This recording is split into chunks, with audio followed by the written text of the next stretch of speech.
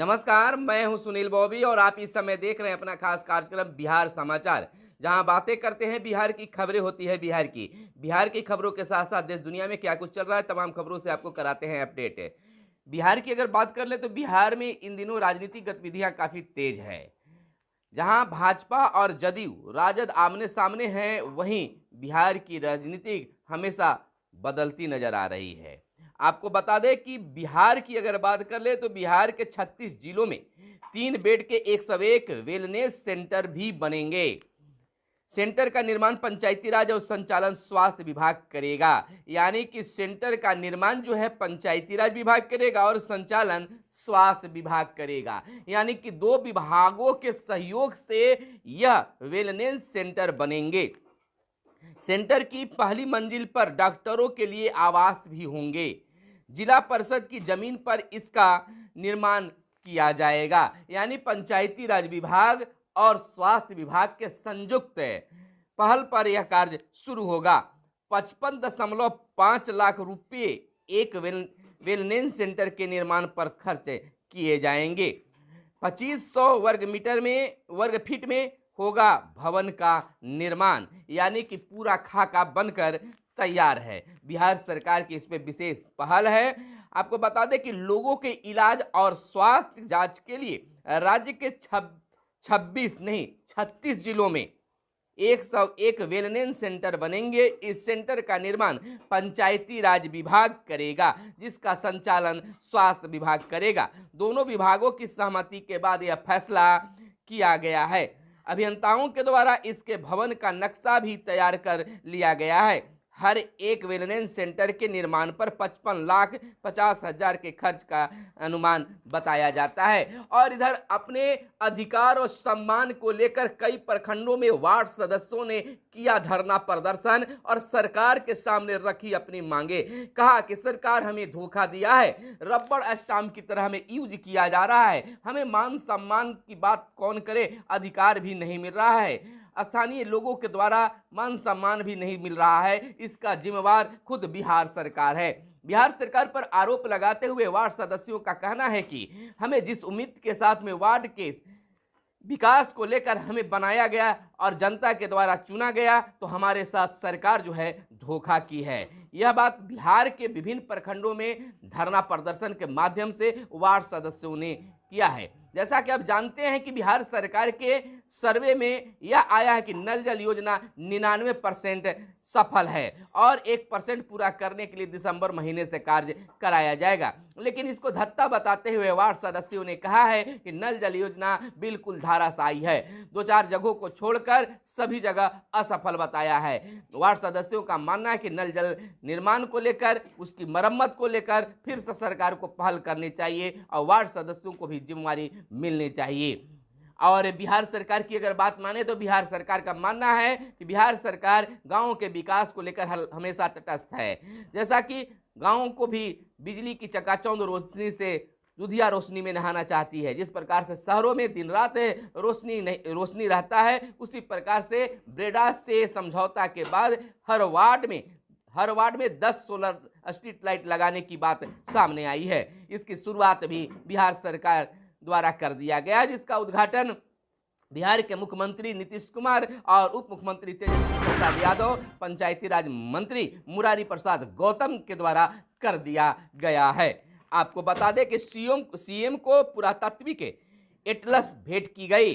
बिहार के मुख्यमंत्री नीतीश कुमार एक अन्य मार्ग स्थित संकल्प में बीते दिन विकास आयुक्त विवेक कुमार सिंह के बिहार विरासत विकास समिति कला संस्कृति एवं युवा द्वारा प्रकाशित पुस्तक बिहार का पुरातात्विक एटलस यानी अंग्रेजी और हिंदी संस्करण भेंट की गई। इस पुस्तक को विकास आयुक्त ने ही लिखा है, जिसका संपादन एक संपादन मंडल द्वारा किया गया है। और इधर किस धर्म व वर्ग के ज्यादा बच्चे स्कूल से बाहर, सर्वे में यह भी जानेगी अब बिहार सरकार कि आखिर किस वर्ग के, किस जात के, किस कैटेगरिया के, किस धर्म के बच्चे अब तक स्कूल से बाहर है, यानी ड्रॉप आउट पर बिहार सरकार हमेशा काम करती रही है और सफलता भी मिली है। लेकिन इन्हीं सफलताओं के बीच आखिर बच्चे ड्रॉप आउट होते कैसे हैं और उसको लाने में अब तक बिहार सरकार असफल क्यों है। तमाम चीजों पर बिहार सरकार सर्वे करा रही है कि किस वर्ग के बच्चे, किस धर्म के बच्चे अब तक बिहार में स्कूलों से बाहर हैं, स्कूलों में नहीं आ पाए हैं। कुछ तो ऐसा भी देखा जाता है कि कोरोना काल के कारण प्राथमिक और मध्य विद्यालयों में खास करके बच्चे ड्रॉप आउट हो गए हैं, तो उसको लाने की भी सरकार के द्वारा पहल किया जा रहा है। सरकार के शिक्षा विभाग की एक बड़ी पहल सामने आई है कि 1, 2, 3 यानी प्रथम, दूसरा और तीसरे वर्ग का जो वर्क बुक बनाया गया है, बिल्कुल प्राइवेट स्कूल का 2 बनाया गया है, जिसमें हिंदी, अंग्रेजी को प्राथमिकता, गणित को प्राथमिकता दी गई है। वर्क बुक काफी लाजवाब नजर आता है। आपको बता दें कि इसमें स्कूल से बाहर के बच्चों का सर्वे 5 नवंबर से शुरू होगा। शिक्षा विभाग द्वारा इस सर्वे के लिए कुल 24 कॉलम बनाए गए हैं। इनमें 2 कॉलम ऐसे हैं जिसमें यह बताना है कि बच्चे किस वर्ग और किस धर्म के हैं, यानी कि धर्म से भी अब मापी जाएगी ड्रॉप आउट यानी स्कूल से बाहर बच्चों को। सीबीएसई स्कूल छात्रों से मांग रहे हैं धर्म और वर्ग की जानकारी। एक तरफ बिहार सरकार बिहार बोर्ड को लेकर इस तरह की पहल कर रही है, तो इसमें लगे हाथ सीबीएसई भी अपना फर्ज निभा रहा है, यानी वर्ग और धर्म की भी जानकारी मांगी जाएगी सीबीएसई में। विजय चौधरी ने की राज्यपाल से मुलाकात और पूर्व विचार याचिका के लिए सीएम को आभार दिया गया।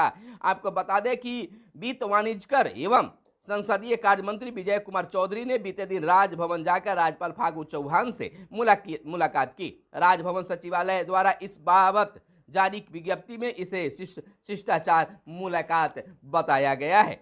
वहीं निकाय चुनाव में अति पिछड़ा के आरक्षण को खत्म किए जाने की लेकर पटना उच्च न्यायालय में बिहार सरकार ने पुनर्विचार याचिका दायर की है। राज्य सरकार के इस निर्णय को लेकर समाज कल्याण मंत्री मदन सहनी ने मुख्यमंत्री नीतीश कुमार के प्रति आभार जताया है।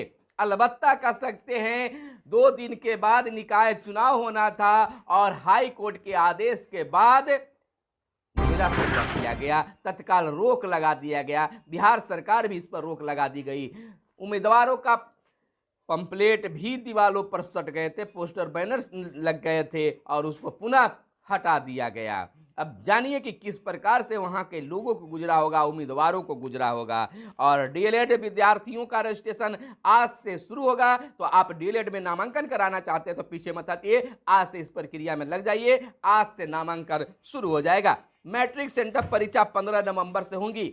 अगर जिन विद्यार्थियों को इस बार मैट्रिक में परीक्षा में सम्मिलित होना है तो उनके लिए सेंटर परीक्षा जो है 15 नवंबर से शुरू हो जाएगा, यानी दीपावली और छठ का आनंद लीजिए और उसके बाद परीक्षा में लग जाइए। यह बहुत ही आवश्यक विद्यार्थियों के लिए होता है। जो बच्चे सेंटर परीक्षा में भाग लेते हैं वही बोर्ड परीक्षा में भी भाग लेते हैं।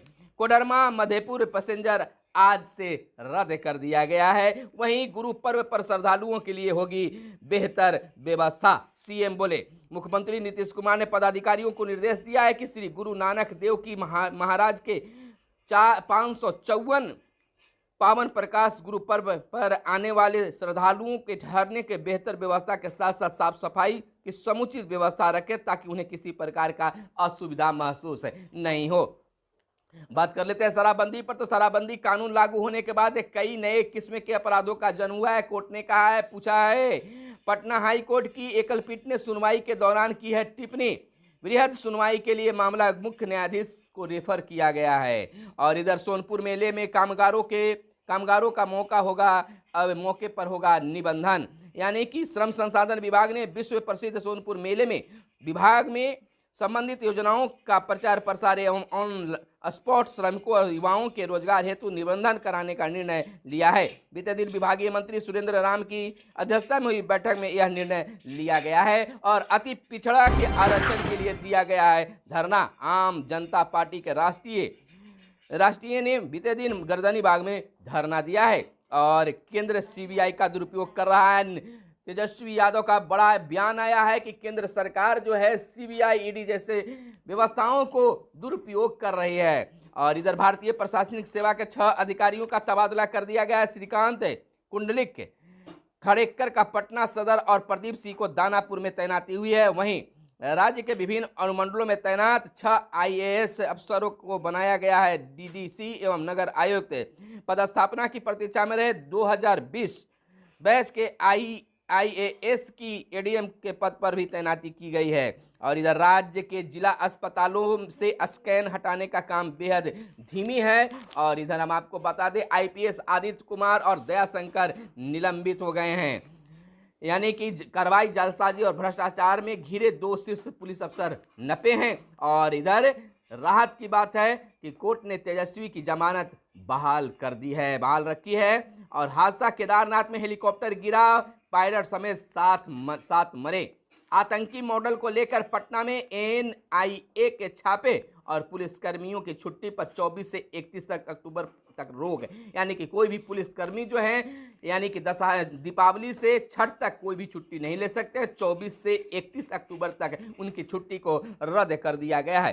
त्योहारों से पहले समर्थन मूल्य बढ़ा है, 110 रुपये प्रति क्विंटल बढ़ा गेहूं का MSP और 400 रुपये क्विंटल बढ़ाया सरसों का MSP। और 2 टूक बातें अगर कर ले तो एशिया कप में पाकिस्तान नहीं जाएगी इंडिया टीम। और जयललिता की मौत से शशिकला भी जिम्मेदार, आयोग का यह कहना है। कांग्रेस अध्यक्ष पद के चुनाव के लिए मतगणना आज होगी।